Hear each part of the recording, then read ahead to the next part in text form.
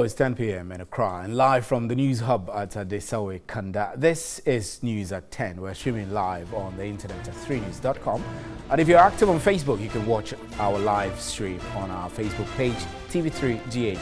It's another wonderful evening. Let's begin with the day's news highlights. Occupants of the railway slum at Circle have vowed not to vacate the area until the land is redeveloped. They contend there have been several of such exercises which never yielded results while they struggle to survive. And the Center for Scientific and Industrial Research, CSIR, has warned of more pufferfish-related deaths if public sensitization is not intensified to discourage the catch and sale of pufferfish. Officer in charge of Aquatic Research and Development Center at CSIR, Dr. Seth Kuranting Ajakwa, thinks a growing decline in fish stock has resulted in the switch to the poisonous fish. Now, the Ghana Revenue Authority has set a target of 39 billion Ghana cedis for the year 2018, which it intends to meet on quarterly basis. In 2017, the authority met 96.26% of its set target. This, according to the Commissioner General Kofinti, is the best performance of the authority in the last 5 years. And some cattle owners at Agogo say they're ready to comply with the directives to evacuate their animals from Agogo land. They, however, pleaded for 2 additional days to enable them evacuate their animals.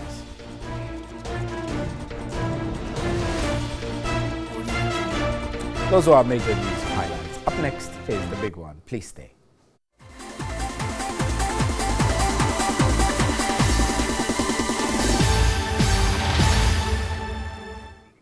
Welcome back. Now, 2 persons have been arrested in connection with Thursday's deadly shooting and killing in Bimbilla. The arrest follows intensified joint police military operations in the Nanumba North District capital, Bimbilla, and its environs. The 2 were arrested following a 2-hour dawn operation on Saturday by the officers who arrived in the town from Tamale, the northern regional capital.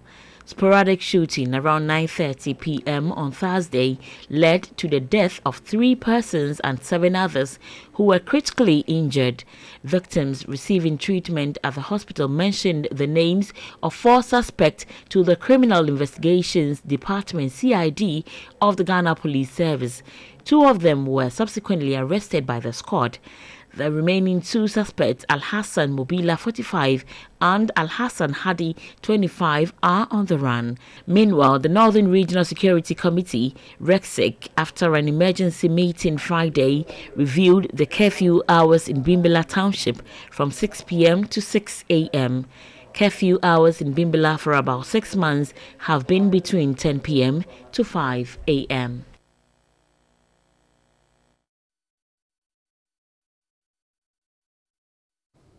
Let's do some analysis now. Emmanuel Koting is the Executive Director of the Africa Center for Security and Counter-Terrorism. He's joining us via Skype now. Mr. Koting, good evening. Thank you. We're grateful for your time. So this Bimbilla issue keeps going and coming. Is that something we're not doing right?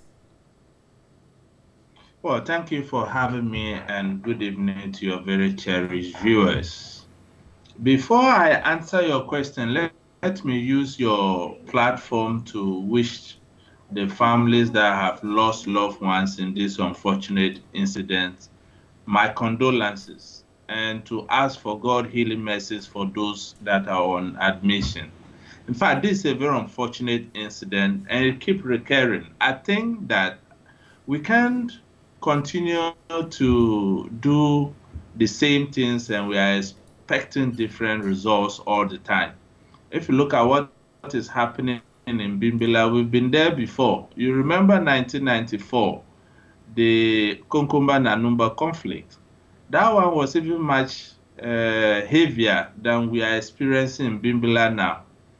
But it took the initiative of an organization supported by the government to do some sort of conflict mapping and getting the root causes and getting the 2 warring factions to agree and not to agree. And I remember very well that in the same room when we put I wasn't there when the warring factions were put together.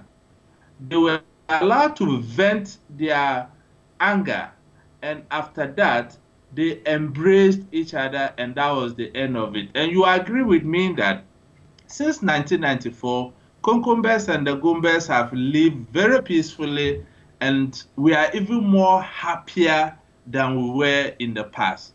So I think that conflict itself is good, it's how we manage it. So with the Bimbala situation, I think that, the Otumfo Eminent Committee had jurisdiction over the Dagbon crisis. If they don't have a mandate on the Bimbala crisis, that mandate should be extended. But government should lend support to the Otumfo Eminent Committee that were put in place and transform that committee into a commission such that it will be a secretariat where we have peace builders, security experts, lawyers, and all the human resources we will require. Mr. Kuting, what you're saying, Mr. Kuting, is more like introducing administrative bureaucracies into something that can be solved by sitting down, getting the two factions to sit down and jaw and agree. Do we need a secretariat and all of those things you're narrating if we're to solve this issue once and for all? Why we need the secretariat is that, you see, the chiefs, they are just eminent chiefs put together, and the role they are using in the resolution of the conflict is economic and political diplomacy. If we were to put a secretariat in place with the requisite expertise, we could do conflict mapping, get to the root causes, and resolve this problem once and for all. If you don't go to the bottom of what is making this issue recurring every now and then, how do we solve it? Because to me, curfew cannot be the way to go. Exactly. That was a question I was coming to ask you. People are suffering. And curfew, more often than not, is a temporary measure. But in Ghana for some time now, if you look at Ghana, in almost every region, at my last research, we have more than 3 conflicts in almost every region that are chieftaincy oriented. So if we don't take time, apart from youth unemployment, that is going to threaten our fledgling democracy. Chieftaincy institution per se is another trigger that will threaten our security. So, Mr. Kuting, so the curfew you talk about, I know that curfew has been used very frequently as a tool in all the conflicts. I mean, if we even look at the conflicts in the Volta region and the northern region, everywhere else, curfew. So if it's not curfew, what other tool can be used to control the conflicts getting out of hand? You see the statement by the regent of Bimbala today. Everybody is fed up of the conflict. Mechanisms in place to get the two warring factions talking, apart from government initiative. And when government make such move, such initiatives are viewed with suspicion. That's why in one of your interviews, I intimated that government should henceforth cease any form of initiatives it has in any chieftaincy conflict in Ghana and support institutions that can do that. If we don't get the people to sit down to talk, how do we resolve it? Right. You put a curfew, and I have mentioned this before. I'm a Northerner. We are so unpredictable, and we always strike when we begin to feel some false sense of security.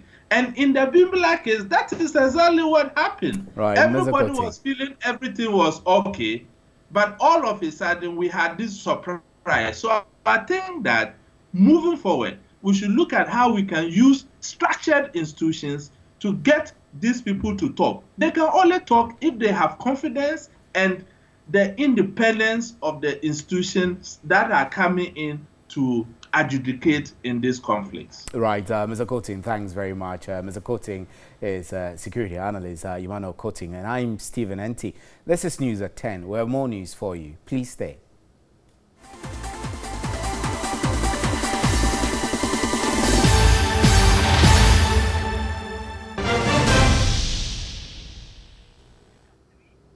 Welcome back. Now, occupants of the railway slum at Kwame Nkrumah Circle have vowed not to vacate the area until the land is redeveloped. They contend there being several such exercises which never yielded results while they struggle to survive. Clearly, these guys would do anything to survive. It's been 3 days after structures they considered houses were demolished by the Accra Metropolitan Assembly. Occupants, mostly men, hung around without any intention to relocate. So now they can't clean us for a year. Who go help us? So what are you going to do now? Now you have been cleared. So what will you do? So now I can't move this land up unless they do something. So you won't go? I swear my God. You will not go? I'm not going nowhere. So did you sleep here yesterday? Even today, I'll sleep this bunker inside. Even today, you see this room, if inside I will sleep. Once they left, then claim here or they left one toilet for us. You see the toilet? We will shit, we will drink, we will do everything. If it breaks, if it spoil our thing, you just do something on it. I'm here, like systems time. They will not do everything in the land. Some baller man, they will bring. You mean when they break the place, when they sack you guys, they don't do anything? They don't do anything. We are citizens. You cannot sit there and see some ballers are on the ground. So the argument is that if they don't develop the place, you guys will come back. 2 years ago, a similar exercise was conducted by the Assembly by the squatters returned to the area. The Railway Ministry is expected to take over the area immediately and start its intended redevelopment project.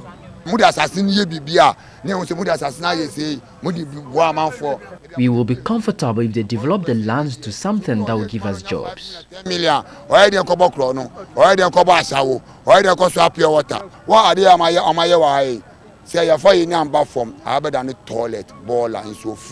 This place is being destroyed without doing anything on it. So why must it live like that? And if something and live like that, we have to do something on it so that we can make business on it.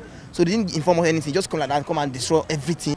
In 2008, exactly 10 years ago, a Ghanaian newspaper exposed a brothel that employed underage sex workers.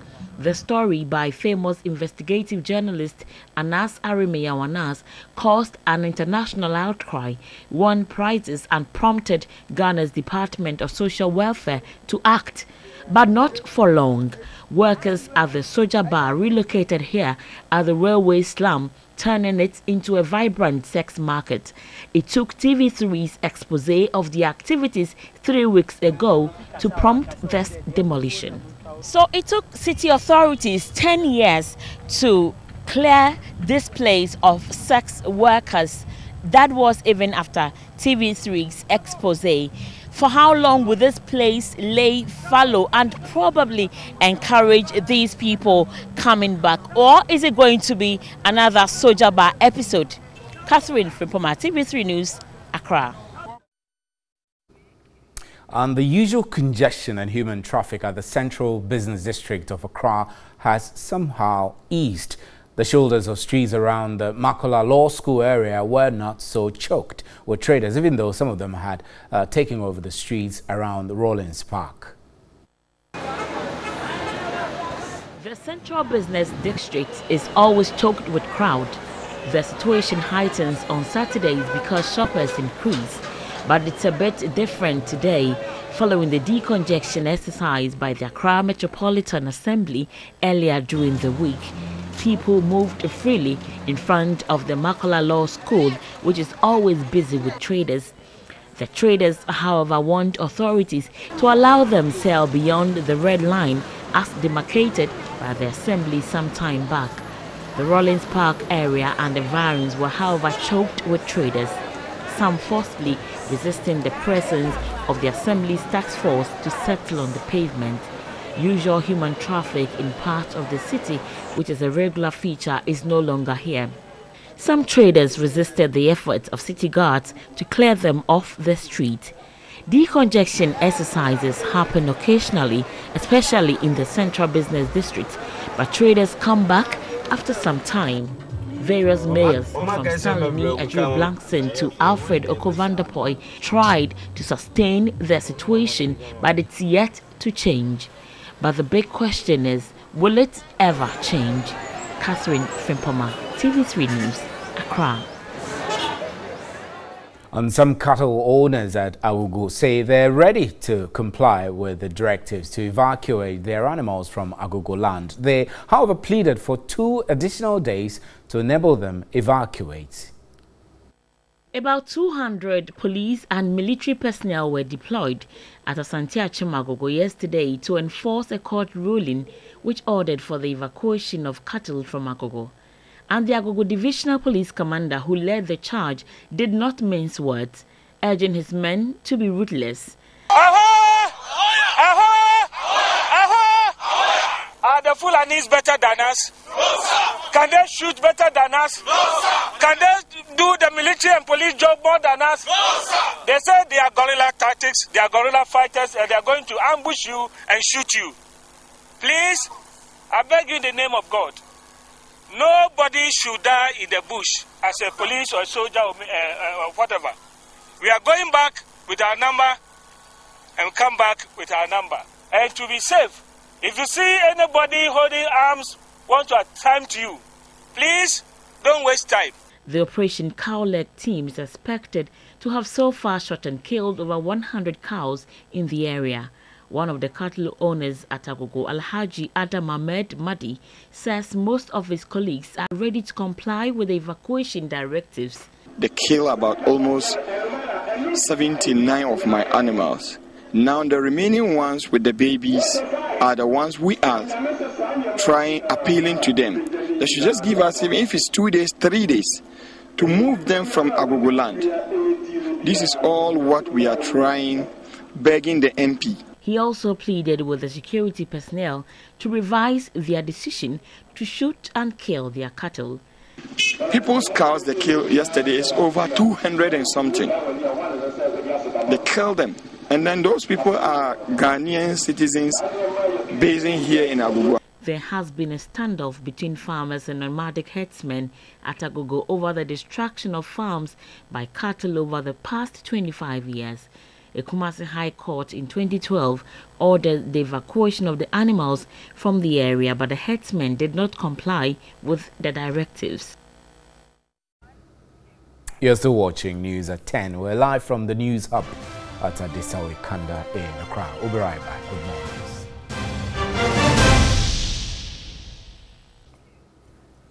Welcome back. Now, 9 suspected illegal miners, including a female, have been arrested for allegedly mining in the Jamira Forest Reserve in the Ashanti region. The Inkaria District Forest Office says it is keen on clamping down on the Galamsey operators who have devised new strategies to defy government's directives for all small-scale mining activities to halt. Here's a report by my colleague Benjamin Adu.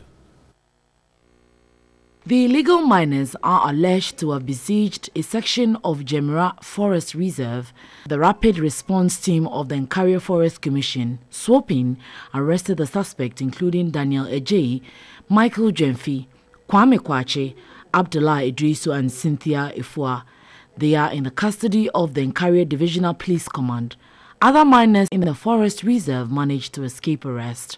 The miners have adopted diverse tactics to keep mining in the forests despite government's temporal ban on all forms of small-scale mining activities. Equipment like spade, pumping machines and shovels are displayed in exploration to extract gold in the forest reserve. Inkaria District Forest Manager Nana Poku Bosompim said his outfit will continue to be tough on persons engaged in illegal activities in forest reserves. Our major concern now is in regards to our logistics, the vehicles we use and other facilities we will need to enable us fight this menace very well. Nana Bosom Payment joined the public to support government's quest to combat illegal mining in the country. We would want to send a petition to the various stakeholders involved, because it's very, very disheartening. We've received a lot of news from the various districts that we've effected arrest, and it seems that the punishments are not that stiff. So they come back and then go back to the various river bodies and still pollute them. Now, his quest for daily bread has landed him back to the law courts. A suspect, Ernest Akwesi, a senior high school dropout, was caught by forest guards while engaging in illegal mining, locally known as Kulikuli, in the Itiwa Forest Reserve. Here's a report by Yvonne Igwe. The Atiwa Forest Range officers and forest guards led the news team to identify spots illegal miners had destroyed. The Pamain section of the Atiwa Forest Reserve in the Atiwa district of the Eastern region, we're told, was a hotspot. After walking minutes to the place, the guards suspected an illegal miner was working in one of the old pits at the Pamain section of the Forest Reserve. We chanced on the suspect, Ernest Akwesi, who was engaged in illegal mining locally known as Kolikoli. The portions he was working on is expected to be an old area destroyed by illegal small-scale miners. He denied knowing the section was a forest reserve, but the forest guard quickly made him out. He had been once caught but was bailed because he was a minor. He later claimed he came to mine in the pit to enable him fend for himself. The assistant manager of the Atiwa Forest Reserve, Palmer Akins Amponsa, who led the team, expressed the worry forest regulations are not being adhered to. He thinks more engagement with the communities will end the act of mining in forest reserves. They should advise their youth so that they stop this illegality. We have a rapid response team too. Now we are changing them, new ones are coming, so we'll make sure we enforce our patrolling activities and then collaborate with the community, especially the chiefs, to help us solve these problems. The suspect has been handed over to Anyinam police station to continue the legal processes. And that's it for News at 10. Thank you very much for staying with us. On behalf of the crew, good night. There is more news at 3news.com.